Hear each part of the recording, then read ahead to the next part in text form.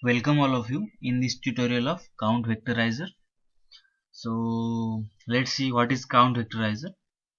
Count Vectorizer is used to converting a text data into a numerical data, that is data which is required to use for any machine learning algorithm. So let's see Count Vectorizer and how it works. So this is one of the example of Count Vectorizer. This is the one sentence that is it is nothing but a uh, title of a book. So let's see how Count Vectorizer work on that. So this is the required output of the Count Vectorizer. So we can see Count Vectorizer gives us a count, that is frequency of the each word appeared in our sentence. So you can see here, this is the about content in our sentence. About is appeared in only once, that's why its frequency is 1, but sent appears 3 times, that's why its frequency is 3. So this is the required output of the Count Vectorizer. But when we do it practically, our Count Vectorizer output looks like this, that is each word having some assign some indexed integer, that is nothing but this is a sparse matrix, that is each word having different position in the sparse matrix. So about having 0th position, all having 1st position, sent having 2th position, sends having 3rd position, and these are the its frequency, that is number of counts of its appearance in that particular sentence or particular document. So you can notice that here we have 9 unique words, so 9 columns. These are total 9 columns.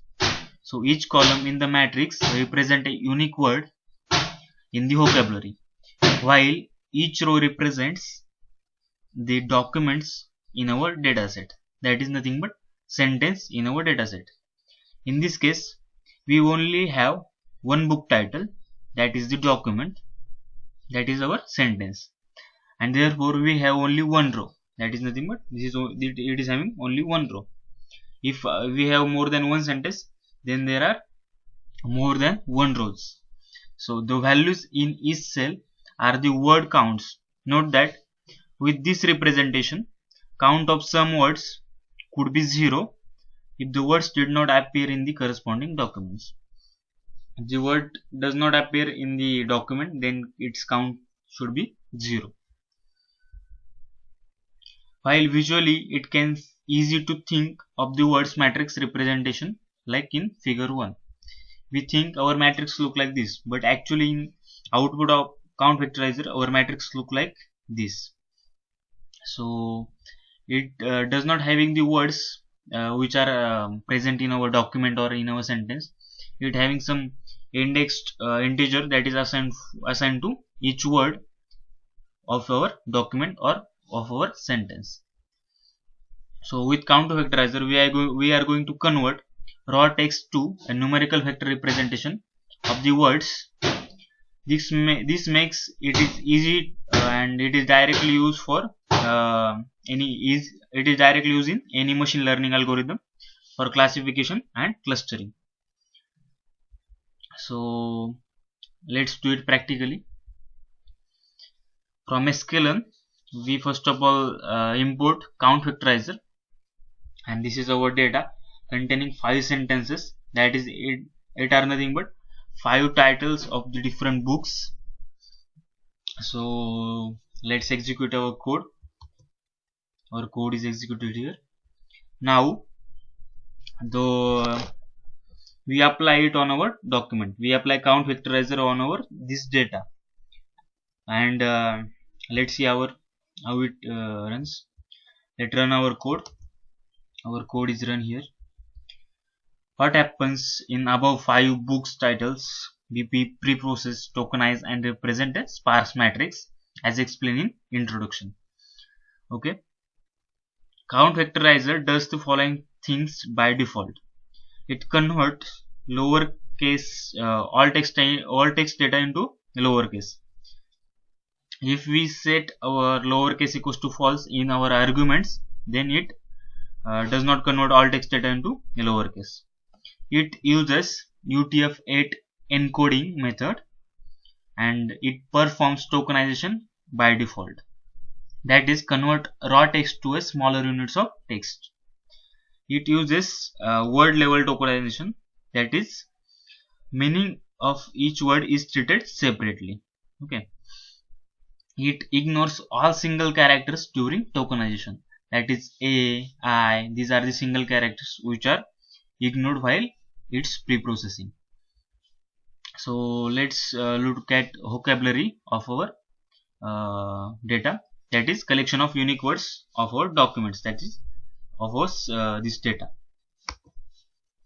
So these are the vocabulary, that is nothing but these are the all the words which are present in our data, and these are the number assigned, that is nothing but position of the particular word in the sparse matrix. Position of the one in the sparse matrix is 21. Position of the word sent in our sparse matrix is 8. So these are the some, as we are using all the defaults, these are all words variable tokens lowercase. Note that numbers here are not counts, they are the position in the sparse vectors. Now let's check the shape of our sparse vector sparse matrix. So let's check our shape of sparse matrix. It contains 5 sentences and 43 total unique words. Now how we apply and how we remove stop words after applying the word count vector to count vectorizer. While applying count vectorizer, we also remove all the stop words by using some commands. So now the first thing you may want to do is to eliminate stop words from your text, as it is limited predictive power.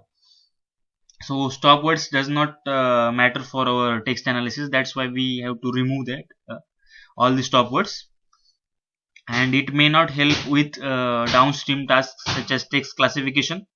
Stop words removal is a breeze with count vectorizer, and it can be done in several ways.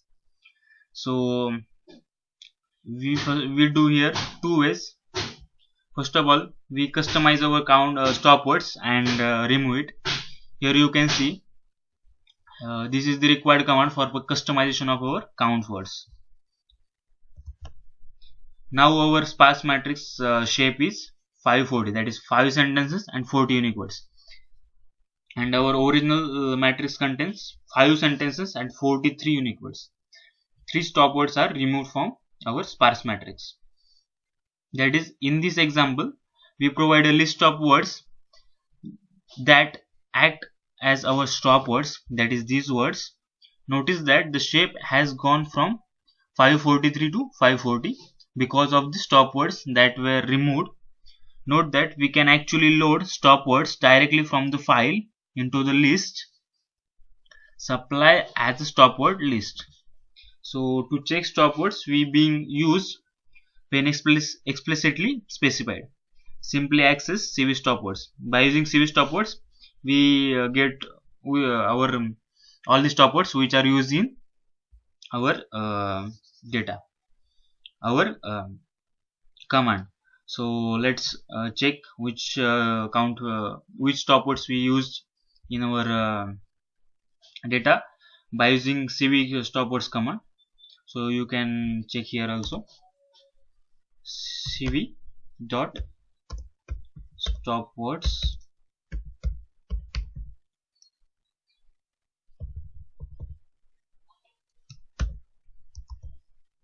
These are the stop words which are used in our code. Now we check our sparse matrix. Here we take vector of each sentences in the sparse matrix, that is nothing but sparse vector. So this is the required sparse vector of each sentences. This is the first vector is nothing but uh, number of counts for each word of the first sentence, that is nothing but sparse vector for the first sentence. This is the sparse vector for the second sentence. As we contain 5 sentences in our data, that is nothing but these are the 5 different sparse vectors for 5 sentences. Now we also apply another method, that is we remove all the stop words by without customization. So here we import stop words from analytical library and directly put it in our count vectorizer argument, that is nothing but stop words equals to stop words dot words in bracket English. These are the required code that we use to remove all the stop words from the our data, that is nothing but text data.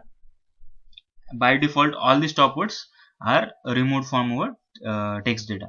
So let's execute our code. Now our shape of our sparse matrix is 5 sentences and contain 28 unique words. That is all the stop words which are listed in this analytical library are removed from our data or from our sparse matrix, and again we can see our change of sparse matrix, shape of our sparse matrix changes from 540 to 528. That is nothing but some words are removed from our sparse matrix. So let's see our sparse matrix after removing all the stop words without customization. These are the sparse matrix, that is nothing but sparse vectors for the each sentences present in our data. So this is the required 5 sparse vectors for the 5 sentences that are present in our data.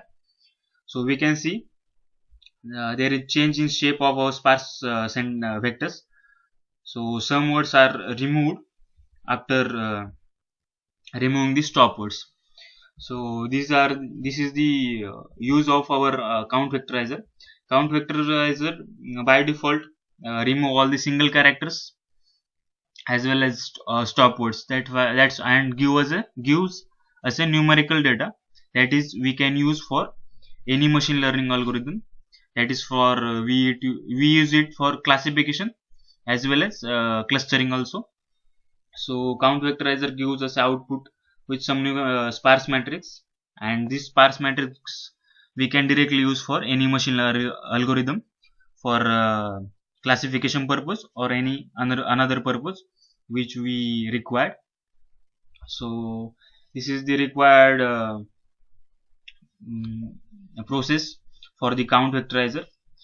So count vectorizer also contain another 2 important parameters, that is nothing but minimum df and maximum df.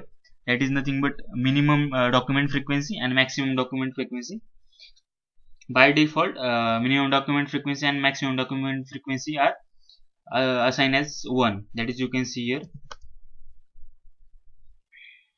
minimum document frequency is assigned as integer 1, and maximum document frequency also assigned as 1. That is nothing but remove minimum document frequency does what?